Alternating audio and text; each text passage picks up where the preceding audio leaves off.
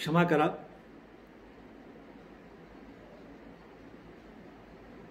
पुन्हा हा व्हिडिओचा दुसरा भाग पुन्हा आपण समजूया। मध्येच हात लागला आणि तो व्हिडिओ कट झाला।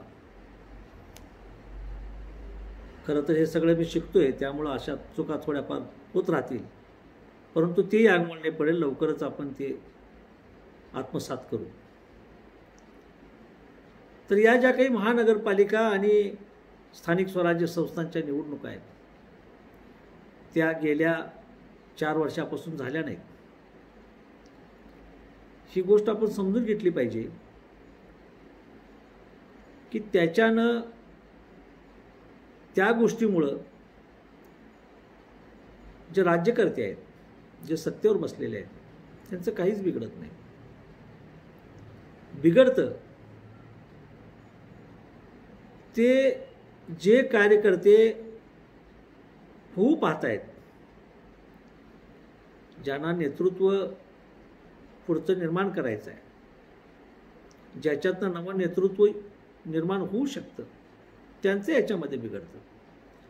ते कुठल्या एका पक्षाचंही बिघडतं असं नाही, सत्ताधारी पक्षातल्या कार्यकर्त्यांचंही बिघडतं आणि सर्वच पक्षातल्या, सर्व समाजातल्या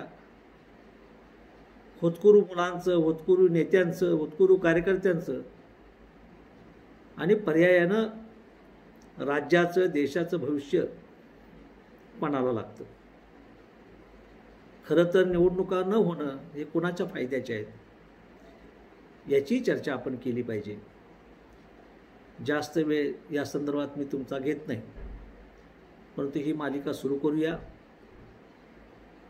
अनेक लोकांना त्याच्यामध्ये सहभागी करून आपण त्यांची मतं जाणून घेऊया। या उपक्रमाचा उद्देशच हा आहे की विविध विषयाच्या वरती समाजातल्या विविध घटकांना बोलतं करणं। मला खात्री आहे, विश्वास आहे की तुमच्या सर्वांची याला अत्यंत चांगली साथ लाभेल। निश्चितपणानं आपण शुकशुक करण्याची जी प्रक्रिया आहे ती याच्या माध्यमातून सुरुवात करूया आणि किमान समाजासाठी आपलं जे काही देणं लागतं त्याच्यासाठी काहीतरी करण्याचा प्रयत्न निश्चितपणानं आपण करूया, एवढंच या ठिकाणी बोलतो। पुन्हा एकदा तुम्हाला सर्वांना विनंती करतो, आपल्या या सोशल टाइम न्यूज चॅनलला, यूट्यूब न्यूज चॅनलला सर्वांनी सबस्क्राईब करा।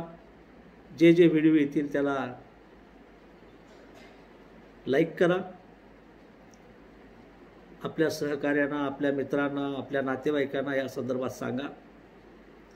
आणि याच्याशिवाय या संदर्भात ज्यांना कोणाला बोलायचं आहे त्यांनी मला 9766077786 या नंबरवरती संपर्क साधा। आपण त्याचं नियोजन करून आपल्या सर्वांच्या मुलाखती या माध्यमातून प्रदर्शित करण्याचा प्रयत्न करूया, एवढंच या ठिकाणी बोलतो। धन्यवाद। जय हिंद, जय महाराष्ट्र।